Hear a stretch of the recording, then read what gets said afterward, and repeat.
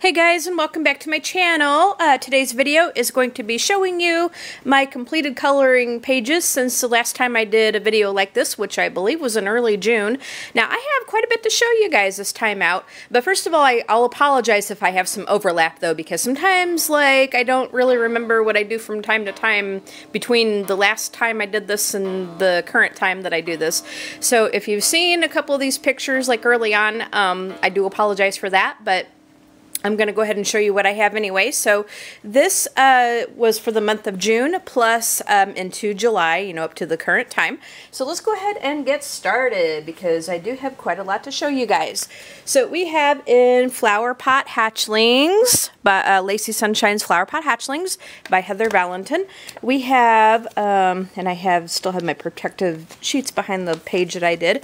I did this page as a buddy color with Shalene back in June. So that was fun to do, and this picture is really, really cute. I believe I used my Prismacolors, and I put a pastel background over that. So that is from Flower Pot Hatchlings, Lacy Sunshine's Flower Pot Hatchlings.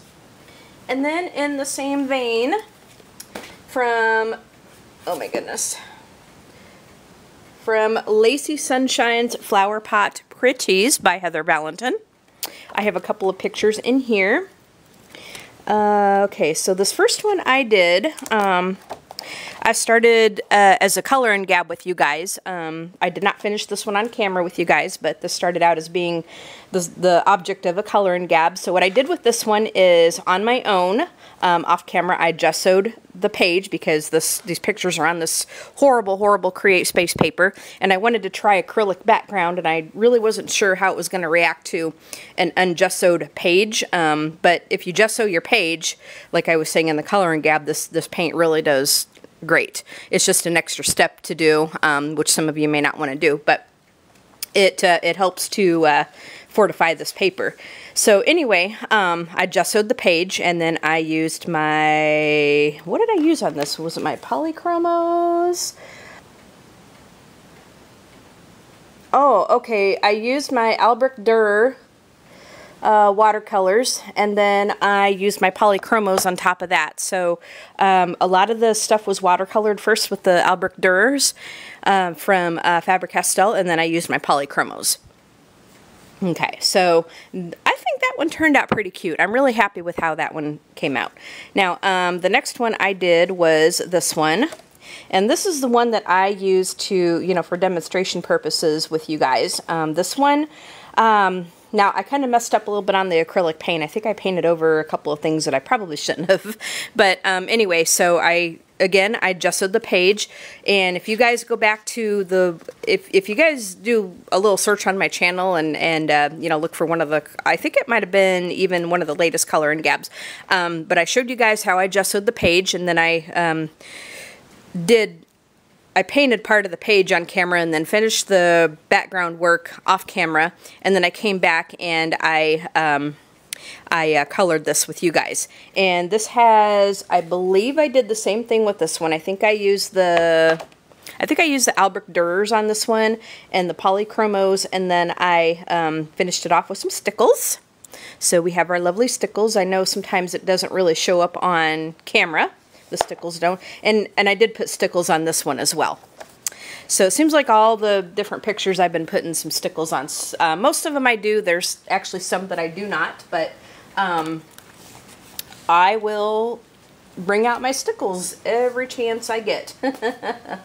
Alright, so then next we have the ones that I did for the buddy color with Anne from A Colorful Life. Now, those of you that have watched those videos, because I did actually make videos of the buddy color with Anne. She got two for the price of one because I borked up the camera angle when I was doing the first mandala out of this book. We did, our buddy color was to do a mandala with 3 colors. We did it out of different books. I think she had her Color It book, and then I had this book. But we did it with 3 colors, but she got 2 for the price of 1 simply because I borked up the camera angle when I was doing the first mandala. So I could not upload that. I just, my head was just in the way like 99% of the time. So I had to, I finished it up. And then I went ahead and just started a new one and was able to do the whole second one on camera with you guys. So I was a little bit more mindful about the camera angle. So Anne got 2 for the price of 1, but let me show you what we have. All right, so we have, and I did not put any stickles on these because we were just using the three different colors. So here is the first one, and I believe I used my polychromos on it. There's that one. And let's see.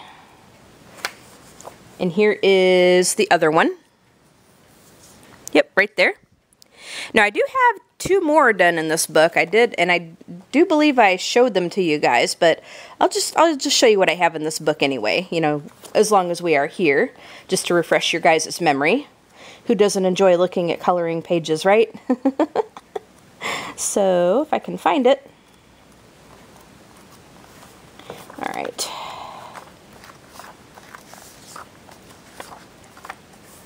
All right, this one, this one was done with the Crayolas, okay? And I got stickles on this page here, like it was weird, and I should have known better. Like, I should have known that the page was still wet, but I ended up closing the book, and then there were stickles that kind of migrated over here, so, yeah. That's what happened there. And, let's see. Again, this is one I did with Anne. This is the second one I did with Anne. Okay, so this one is one that I did on my own with polychromos, and I put stickles on it. So those are all 4 of the mandalas I have done in this book. Now, I do have a buddy color that's going to be coming up with Donna Kirby. She does not make videos, but you know, she comments on my videos quite a bit, and she's on my Facebook group, and we've become like really, really good friends, Donna and I have. And you know, we talk on the phone quite frequently, and she's just a very, very sweet lady. So as soon as I pick out a picture in this and show it to her, you know, she's kind of leaving it up to me to pick a picture out of this book. We're gonna do a buddy color. Now, she doesn't make videos, like I said, so I'll make the video, and then you know, once we're both done, I'll share her picture and my picture, and then, you know, we'll have it up on the Facebook groups and stuff. So we're going to be coloring something out of this book in the near future. Okay. So next, I have some stuff out of this huge red binder that you guys have often seen me show pictures out of. Now, I have I got a hankering to color in my one of my stained glass books. So this one is called Celtic Knotwork. Okay, so I've been coloring quite a few. I actually colored like 3 pictures out of this one, and I took them out of the book. As you can see, you know, the pages are perforated, so I was able to tear them out pretty easily. Okay, and then so what I do is I put them in this binder and just put a piece of white paper behind the pages. So let me just show you what we have, and hopefully I'm not going to whack this camera because this binder is quite large, let me tell you. So I'm probably going to have to, you know what I'm going to do is I'm going to just kind of take them out of the binder and then show them to you guys, because I'm just not going to be able to get this binder where I need it to be unless I totally move the camera. Okay, so this first one, let me grab my white paper. All right, you guys will be able to see it a little bit better by me doing it this way.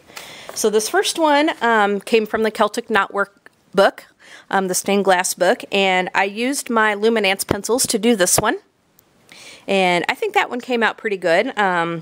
This paper and the pencils will shade very, very nicely, so I really like how that one turned out. Now these next 2 I did with my Touch 5 markers that I showed you guys in my haul video that I put up yesterday. Now today is July, oh my gosh, is it the 10th or the 11th? I don't remember. Holy moly, I should have looked at my date. But anyway, so I did these with my Touch 5 markers that I showed you guys in the haul that I just put up. Now, I'm really not happy with how they came out on this paper. Again, this is from the Celtic Knotwork book. I'm really not happy with how it came out on this paper. The markers, well, let me just show you. Well, first of all, I kind of messed it up, like I didn't quite get it symmetrical with the colors. But this paper, to me, now, this could be like user error or colorist folly or something like that, whatever you want to call it. But I cannot get these markers to lay down smoothly to save my life on this book. I mean, it goes down okay, don't get me wrong, but what happens is the marker kind of tends to pool up in the places, and so when that happens, you get like blotches and stuff. And so I got like streaky streaks and blotches and stuff on this. Now I tried it, I tried 2 different pictures, you know, to see if I could do a little bit better, but I don't know, just to me, it just, and I don't like the streaky streak look. Now, some people kind of say that they do in certain instances because it gives extra texture and stuff, but I don't know, I do not like streaks at all. Like it just isn't my cup of tea. I don't care if it adds like extra texture to certain pictures. I just don't like it. I don't like how it looks. I don't like how it looks. So I'm not happy with how the markers react on this paper as far as like how I did them, I guess. Maybe other people have better luck with them on this kind of paper, but I did not. So here's that picture, and then I have this picture over here. Now this one I think was the first one I did with the Touch 5 markers, and again I kind of borked it up a little bit because it's not really symmetrical with the colors, but you know, I figured it was just playtime. I'm not happy with the picture. Again, it's all streaky. I tried to blend it, and I just couldn't get it to work. Like, you know, like I said, maybe other people can get it to work, but it just didn't do well with me on this paper. So I think from now on in my stained glass books, I'm probably just going to end up using pencils because I do know that also water markers will streak. So to me, this kind of book just isn't really good for markers. Now, some of you may disagree, and that's fine, but for myself, I don't like it. I don't like it one bit. So, but you know what? Like, it's trial and error. You just don't know how it's going to work until you try it. And sometimes it's an epic fail, and sometimes it works out really well. Now, I'd be kind of embarrassed to show this to you guys normally, but, you know, I just kind of want to show you guys just what happens with the different mediums and on different paper. And you know what? Like, we don't always get the desired results that we want, and sometimes you're going to have something that's going to not look the way that you want it to look. So that's my story, and I'm sticking to it. So yeah, for myself, I do not want to use markers on the stained glass pages because to me, it just doesn't work very well. For myself anyway. All right, so enough of that. Now I have one more picture to show you guys. This one came out of the Color It Mandala book that I showed you guys in one of my recent hauls. So this was all done with Touch 5 markers. Now, the mandala itself came out really nicely. I'm really happy with how it came out. Now, I did do a background with the Touch 5 markers, and as you can tell, it streaked pretty good. But I know for a fact that it's user error.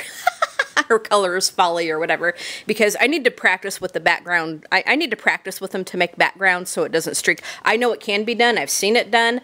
And from A Colorful Life, boy, she's got these things down to a science. So, you know, I kind of call her the marker queen, and I say I bow to her wisdom when it comes to that, because, you know, she's really got it down to a science. But so I need to work with it a little bit more and, you know, try another background. But the only thing though is when you're doing background work, boy, it really lays down a lot of color. You're using a lot of marker on backgrounds. So I don't know how often I'm going to be doing that because I want my markers to last. So, you know, there's nothing wrong with doing a pastel background or acrylic paint or something like that. So we'll just, you know, we'll see how it works. But yeah, the mandala came out really nicely, and the background streaked quite a bit because of me, because of how I was doing it. But I'll practice with it, and I'm sure I'll be able to improve with it quite a bit. But as a whole, I'm really happy with how the picture came out, and that was... the markers, I think, reacted a lot better to this kind of paper rather than the stained glass one. I really loved using it on this thicker paper, and it laid down so well. Really love this paper out of these Color It books. So now, as you can see, let me show you just how badly alcohol markers are going to bleed through. Look at that, especially the background, because it really bled through there.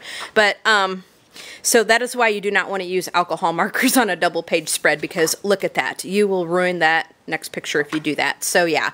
But anyway, that is all of my pictures from this time out. I hope you guys enjoyed watching this video and seeing my coloring pages. Now, as I've always said, I'm not the best at this. I'm certainly no expert at coloring, but you know what? It's just something I enjoy doing to relax, and you know what? The more you do it, the more you're gonna improve, and that is definitely true in my case.